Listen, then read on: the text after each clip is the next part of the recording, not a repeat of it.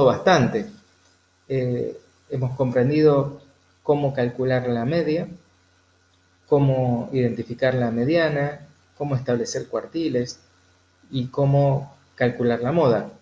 Todas esas medidas tienen sus limitaciones, sirven para determinado tipo de análisis, pero normalmente uno lo tiene que acompañar con otros análisis de manera tal de tener mejores precisiones, ¿no? El caso típico es el de la media, y para explicárselo con más propiedad, les voy a dar un ejemplo. Les advierto que ese ejemplo tiene mucho que ver con lo que vamos a desarrollar en este video, que son las medidas de dispersión, ¿eh? Entonces, para hablar del ejemplo, volvemos a ese trabajito que estábamos haciendo en el Excel. Calculemos la media. No lo hagan con lápiz y papel, vamos a tratar de hacerlo con esta forma. Mira, ¿recuerdan cómo se calculaba la media? Nosotros debíamos sumar todos los valores y después dividirlo por la cantidad de valores. Entonces decimos 1, 2, 3, 4, 5, 6, 7, 8, 9, 10. 10 son los datos, los valores que hemos tomado en cuenta. Entonces vamos a hacer la suma, ¿cierto?, de estos valores de acá. Y una vez que lo tengamos sumado, le vamos a decir allá arriba que lo divida por 10. De esa forma nos va a dar la media. Miren qué fácil, ¿cierto? Entonces, si ustedes se fijan, nosotros habíamos calculado para estos valores una media de 45,6. Bien, ahora fíjense qué he hecho acá. En este caso he repetido, los valores en negro están duplicados, son los mismos que esta distribución de acá, y lo que he cambiado son los valores que están en rojo. Si ustedes se fijan, teníamos 19, 28, y a partir de acá, en esta matriz, tenemos 9 y 18. Le he restado 10 puntos a este y 10 puntos a este. Por el contrario, le he sumado 10 puntos a los del extremo más grande. Fíjense, tenía 61, ahora tengo 71, 71 y ahora paso a tener 81. Entonces hacemos exactamente lo mismo acá. ¿Debería darnos el mismo valor de media o distinto? Vamos pensándolo. Mientras tanto, hacemos exactamente el mismo procedimiento. Sumamos la cantidad de valores que vamos a tener en cuenta y una vez que lo hemos sumado, lo dividimos por el total de los valores, que son 10. Y fíjense, obtengo la misma media, el mismo promedio, 45,6 y 45,6. Entonces, ¿qué es lo que pasa acá? La media me sirve para saber cuál es el promedio, pero nada me habla de cómo se distribuyen estos datos. Viéndolo de una forma gráfica, digamos, si esta era la distribución de los datos normales, donde acá teníamos cerca del 45, 50 puntos, ¿se acuerdan que estaba el valor de la mediana y del de la media? Es como si yo en el segundo ejemplo lo hubiera estirado esto y lo hubiera achicado, ¿no? Buscando un puntaje más distante que la media no me los puede informar.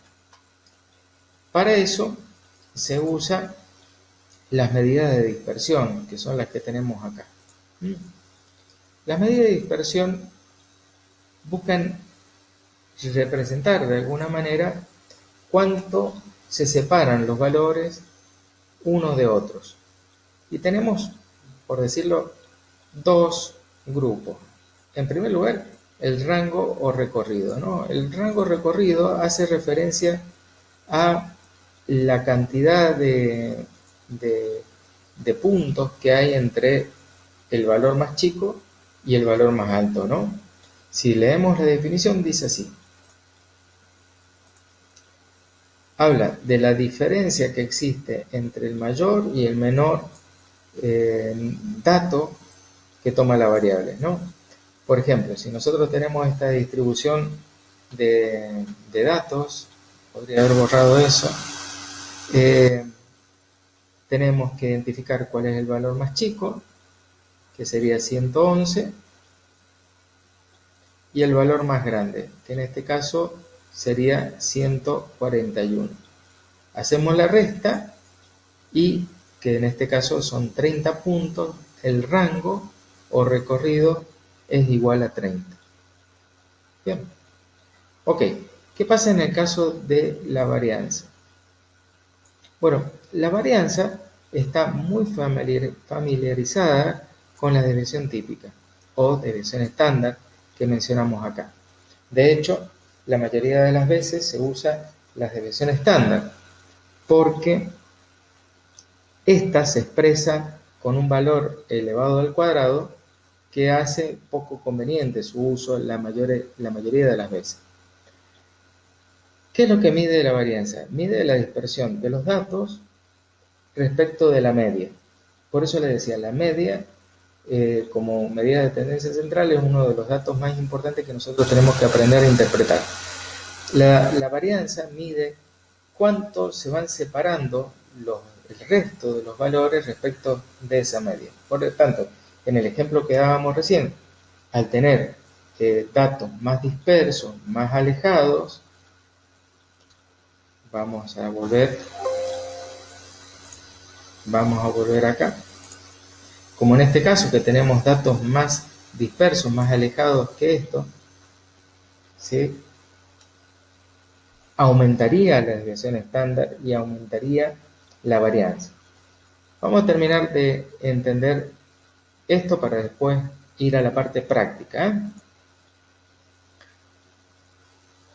Se calcula de una forma en particular, ya vamos a ver la fórmula, pero acá lo importante es que la varianza se representa con el símbolo sigma al cuadrado, ¿sí? Que es ese símbolo que ustedes ven ahí, esa O con rulito arriba, ¿no? Cuando estás hablando de la población y cuando estás hablando de la muestra, se utiliza el S al cuadrado, ¿sí? Una S. Es decir, que cuando se habla, se lo trata como parámetro, acuérdense que eso tiene que ver con la población, se representa con sigma, y cuando se lo trabaja como estadístico, se lo representa con S al cuadrado. Ahora bien, ¿cuál es el tema de la desviación estándar? La desviación estándar, ya decía que está muy familiarizada. Lo es porque es el cálculo de la varianza que se le saca la raíz cuadrada, ¿cierto? Con la finalidad de eliminar ese cuadrado que nosotros vemos en sigma. Ese cuadrado que vemos en sigma acá, o en S al cuadrado, desaparece para darle lugar a las desviaciones estándar. Claro, porque se le calcula la raíz cuadrada, ¿eh?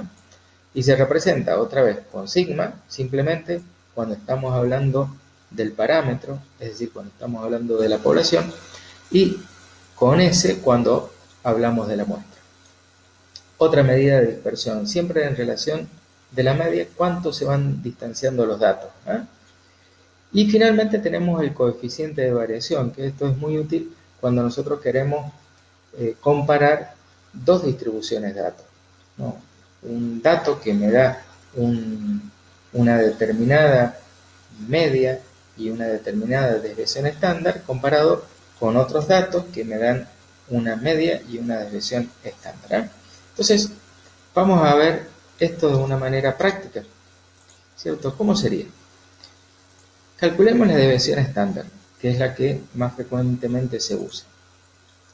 Para eso, nosotros podemos buscar en este lugar cuál es desviación estándar, cuál es el estadístico que se puede usar.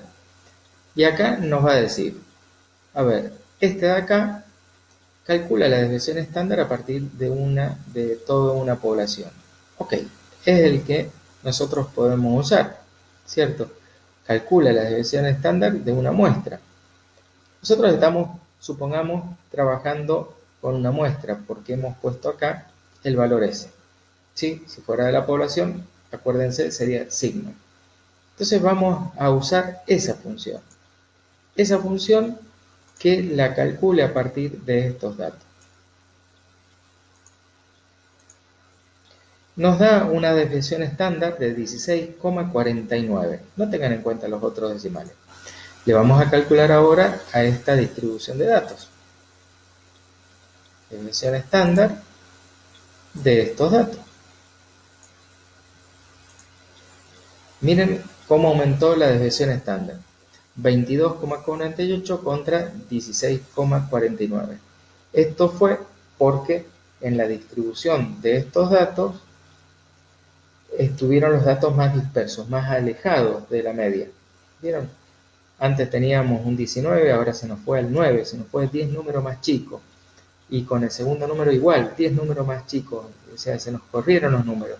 Y acá se nos corrieron hacia la derecha, es decir, hacia los valores más altos. Antes teníamos 61 y 71 y pasamos a tener 71 y 81.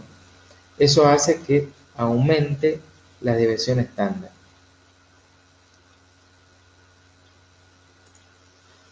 Recuerden, entonces, cuando hablamos de desviación estándar, datos.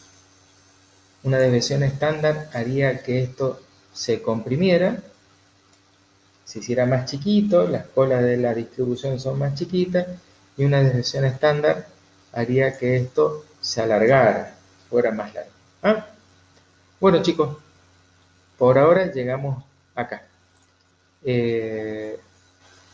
Pronto seguimos explicando. Hasta pronto.